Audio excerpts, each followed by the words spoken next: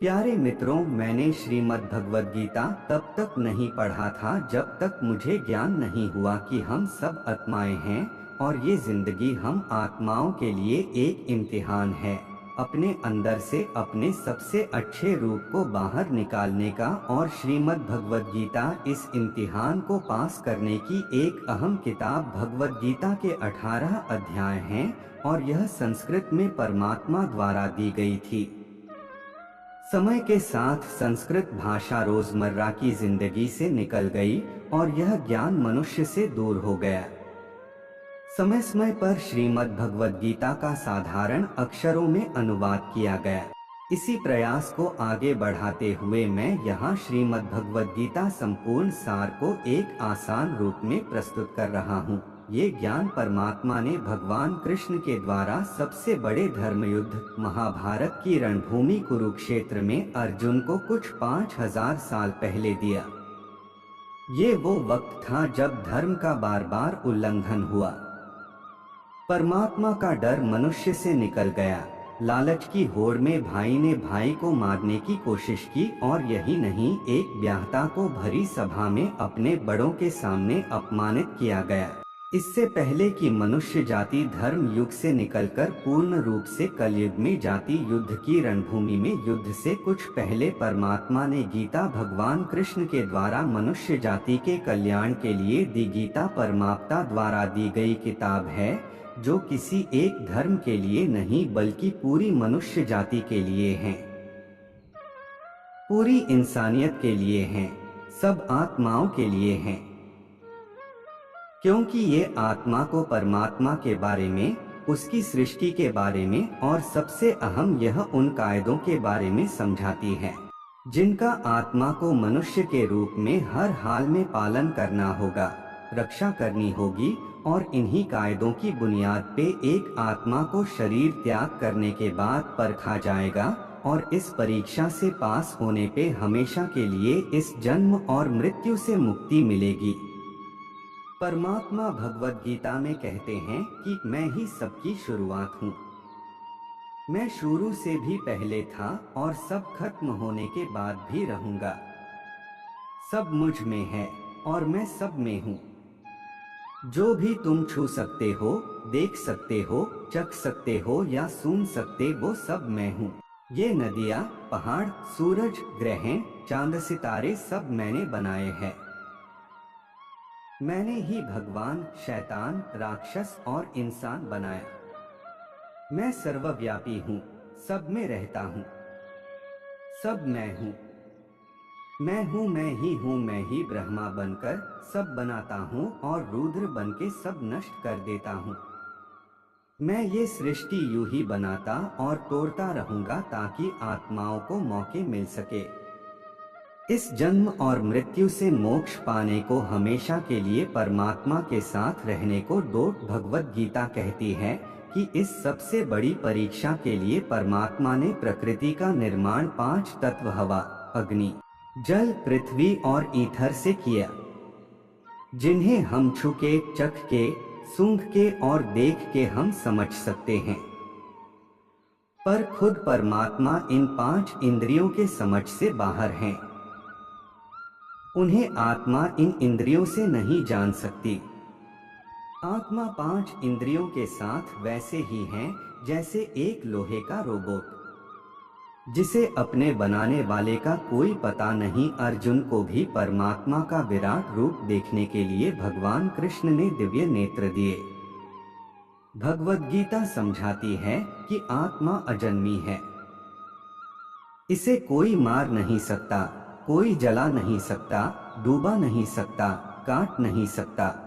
लेकिन आत्मा को परमात्मा के साथ हमेशा रहने के लिए ये परीक्षा रूपी जीवन में बैठना ही पड़ेगा।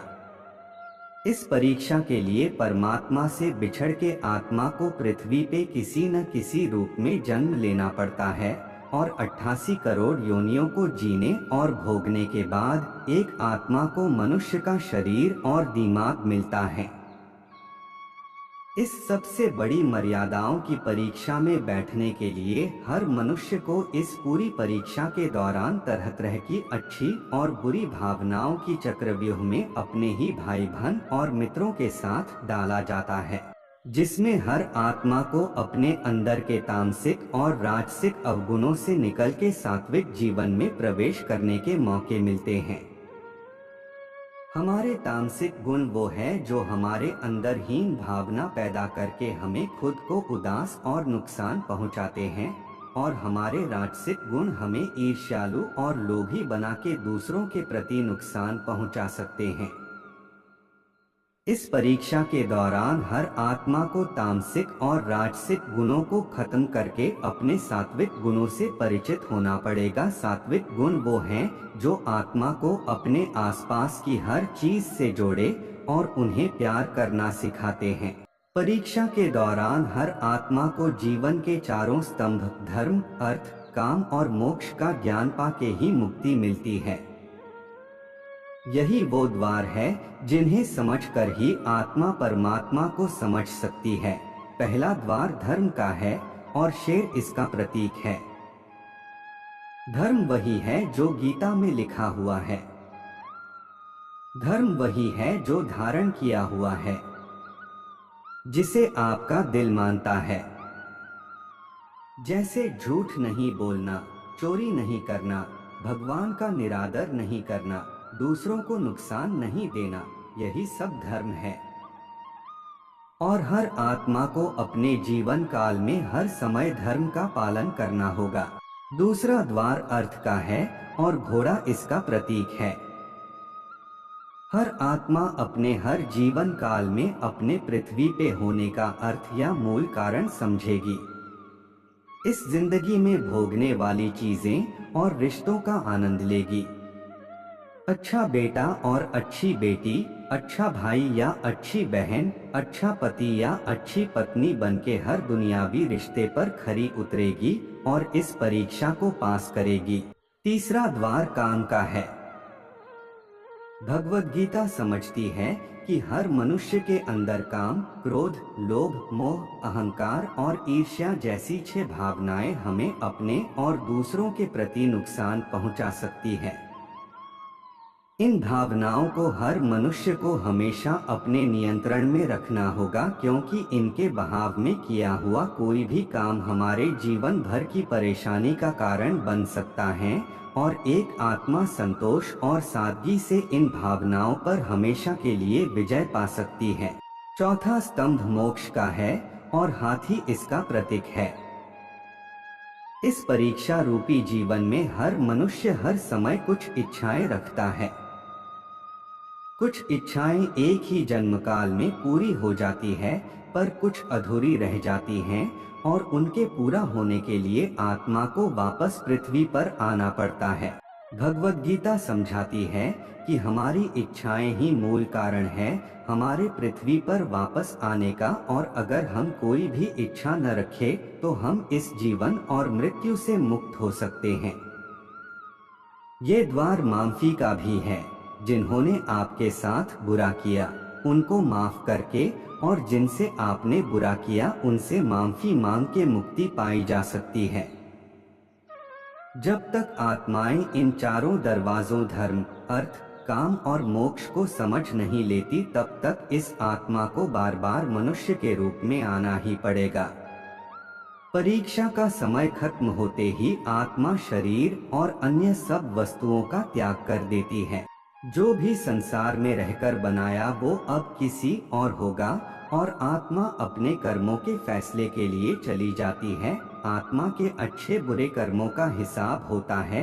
अपने अच्छे कर्मों के लिए आत्मा कुछ वक्त के लिए स्वर्ग और दुष्कर्मों के लिए नर्क चली जाती है। नर्क में आत्मा को अपने पापों के अनुकूल सजाएं मिलती है, पर सजा खत्म होने के बाद आत्मा को फिर से एक नया शरीर और नया दिमाग मिलता है।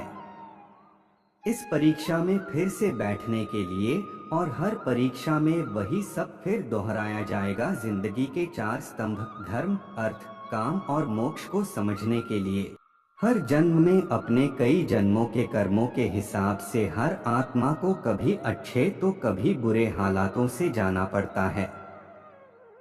लेकिन जब तक आत्मा परमात्मा के साथ योग को नहीं समझ लेती तब तक वो मुक्ति नहीं पा सकती। भगवद गीता समझाती है कि मनुष्य अपने शरीर, दिमाग या दिल से भगवान को पा सकता है। शरीर द्वारा किए कर्मों के माध्यम से परमात्मा को पाने को कर्मयोग कहते हैं। ऐसे कर्म जो परमात्मा की इच्छा से हो और दूसरों के कल्याण के लिए हो। वाल्मीकि ने रामायण लिख के, श्रवण ने अपने माता पिता की सेवा और उन्हें चार धाम की यात्रा कराकर अपने कर्मों द्वारा परमात्मा को पाया।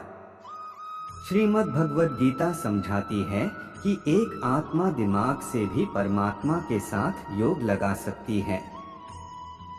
इसे राजयोग कहते हैं क्योंकि दिमाग या मस्तिष्क सब इंद्रियों का राजा है। एक मनुष्य अपनी आस्था, श्वास प्रणाली, अभ्यास, साधना और तपस्या से परमात्मा को इस योग के रास्ते पा लेता है। इस योग को समझने के लिए हमें अपने अंदर की एनर्जीज, शक्तियों यानी चक्र और कुंडलिनी को समझना पड़ेगा। आत्मा मस्तिष्क से ध्यान लगाकर परमात्मा के साथ योग लगा सकती है। शंकराचार्य, स्वामी परमहंस, स्वामी विवेकानंद और उनके जैसे कई योगी इस योग के रास्ते परमात्मा के साथ संधि लगा पाए। परमात्मा भगवद गीता में कहते हैं कि अगर किसी आत्मा को धर्म ना भी समझ आए, योग न भी समझ आए, पर अगर वो मेरी शरण में आ जाए तो मैं उसके सारे पाप माफ कर देता हूँ।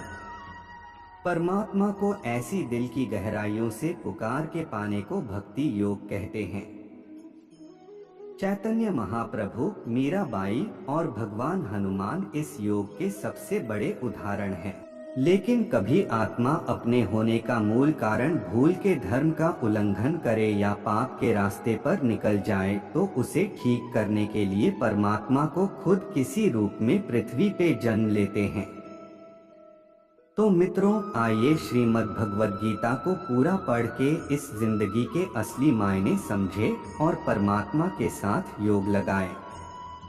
अगर आपको यह भगवद गीता का सार पसंद आया तो इसे औरों के साथ जरूर शेयर करें ताकि सब आत्माएं अपने यहाँ होने का मूल रूप समझ सके और इस जन्म और मृत्यु से मुक्ति पाके हमेशा परमात्मा के साथ रह सके। धन्यवाद। जय श्री कृष्णा। राधे राधे।